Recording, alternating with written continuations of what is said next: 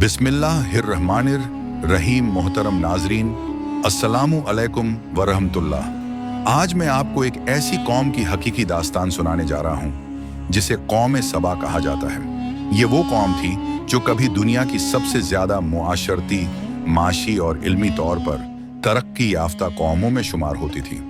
अल्लाह ताला ने इसे हर नेमत से नवाजा था। सरसब्ज जमीनें, बहते हुए दरिया, बाग बगीचे, खुशगवार मौसम और हुस्न व जमाल से भरपूर वादियां।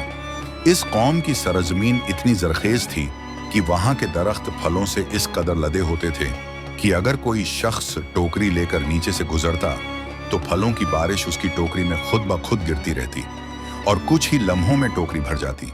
उस वक्त इस इलाके को दुनिया की जन्नत कहा जाता था। हजरत दाऊद अलैहिस्सलाम और हजरत सुलेमान अलैहिस्सलाम की हुकूमतों के ज़माने में ये इलाका इल्मी, माशी और सियासी तौर पर बुलंदियों पर था। ये लोग बड़ी तरक्की कर चुके थे। उन्होंने पहाड़ों के दरमियान बड़ा सा बांध, डैम तामीर किया था ताकि पानी को जमा करके ज़मीन को सींचा जा सके। इसके ज़रिए से उन्होंने पूरा निज़ाम ज़िंदगी संभाल रखा था। मगर वक्त के साथ साथ इस कौम में नाशुक्री, गुरूर और ताजियानी आमाल ने जगह बना ली। लोग नेमतों की कदर करने के बजाय उन पर फख्र करने लगे। अमीर और ताकतवर लोग गरीबों पर जुल्म ढाने लगे। तिजारत और सियासत चंद खानदानों तक महदूद हो गई थी, जबकि अवाम भूख और मुफलिसी का शिकार हो रहे थे। इन्होंने अल्लाह ताला की नेमतों का इनकार किया। जब कोई नबी या रसूल उन्हें नसीहत करता तो उसे झुठला देते, उसकी तौहीन करते। आखिरकार अल्लाह ताला का अजाब इन पर नाजिल हुआ। सूरह अन-नहल की आयत 112 और 113 में इस वाक़ये का जिक्र इस अंदाज में आता है। और अल्लाह ने एक बस्ती की मिसाल बयान की जो अमन व इत्मीनान से थी।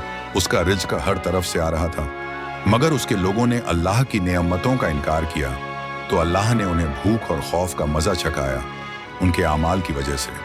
और जब उनके पास रसूल आया, उन्होंने झुठलाया तो अजाब उन तक पहुंचा और वो जालिम थे।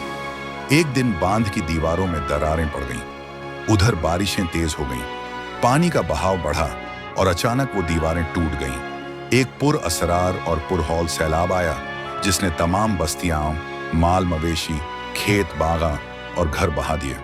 जो इलाका कभी चहचहाते परिंदों से गुलजार रहता था, वहां अब उल्लू और गीदड़ डेरा डाले हुए थे। नहरें सूख गईं, दरख्त उजड़ गए, बाग बर्बाद हो गए। सिर्फ कुछ पीलू और बेर के दरख्त बाकी रह गए थे, एक नसीहत की तरह। सूरह सबा की आयत 15 से 17 में भी इसी वाक़ये की तफसील मिलती है।